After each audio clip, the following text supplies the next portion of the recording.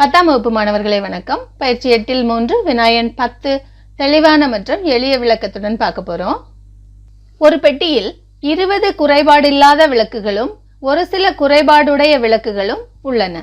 பெட்டியிலிருந்து சமவாய்ப்பு முறையில் தேர்ந்தெடுக்கப்படும் ஒரு விளக்கானது குறைபாடு உடையதாக இருப்பதற்கான வாய்ப்பு 3/8ன்னு கொடுத்திருக்காங்க. குறைபாடு உடைய விளக்குகளின் எண்ணிக்கையை கண்டுபிடிங்க அப்படின்னு சொல்லியிருக்காங்க. அந்த பெட்டியில நமக்கு தெரியுது 20 குறைபாடு இல்லாத விளக்குகள் இருக்கு, சரிங்களா? அப்புறம் கொஞ்சம் குறைபாடு உடைய விளக்குகள் இருக்கு, அதை நாம எக்ஸ்ன்னு எடுத்துக்குவோம், சரிங்களா? அப்ப நம்ம இங்க எழுதிக்கலாம், குறைபாடு இல்லாத விளக்குகளின் எண்ணிக்கை 20, குறைபாடுடைய விளக்குகளை நாம எக்ஸ்ன்னு எடுத்துக்குவோம், சரிங்களா? அப்ப இப்ப நாம n(s) எழுதலாம். n(s) எவ்வளவு? 20 கூட்டல் எக்ஸ். கணக்குல ஒரு விளக்கானது குறைபாடு உடையதாக இருப்பதற்கான வாய்ப்பு 3/8ன்னு கொடுத்திருக்காங்க. தேர்ந்தெடுக்கப்படும் ஒரு விளக்கானது குறைபாடு உடையதாக இருப்பதற்கான நிகழ்ச்சி a என்கண் நாம் எடுத்துக்குவோம். அப்படின்னா n(a) என்ன?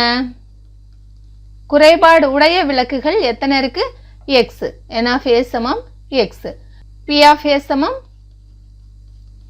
n(a/n(s) இல்லையா?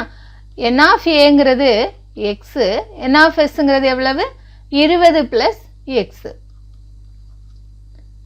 கணக்குல சொல்லியிருக்காங்க அந்த நிகழ்தகவு எவ்வளவுன்னு?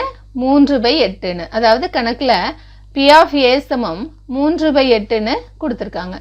இந்த பக்கம் p(a) இருக்கு, இந்த பக்கம் ரெண்டு வெவ்வேறு மதிப்புகள் இருக்கு இல்லையா? சமப்படுத்துங்க. x/20 + x = 3/8. குறுக்கு பெருக்கல் பெருக்குங்க. 8x சமம் 3 × 20 + x.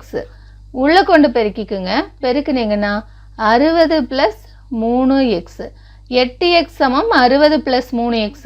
3x இந்த பக்கம் கொண்டு வந்து கழிச்சிட்டிங்கன்னா 8xல 3x கழிச்சிங்கன்னா 5x சமம் 60. x என்ன வரும்? 60/5. 1 5 5, 12 5 60. x சமம் 12. கேள்வி என்ன? குறைபாடுடைய விளக்குகளின் எண்ணிக்கை என்ன? குறைபாடுடைய விளக்குகளை தான் நாம எக்ஸ்ன்னு எடுத்தோம். x சமம் 12ன்னு கண்டுபிடிச்சிருக்கோம். ஸோ குறைபாடுடைய விளக்குகளின் எண்ணிக்கை 12. நன்றி மாணவர்களே.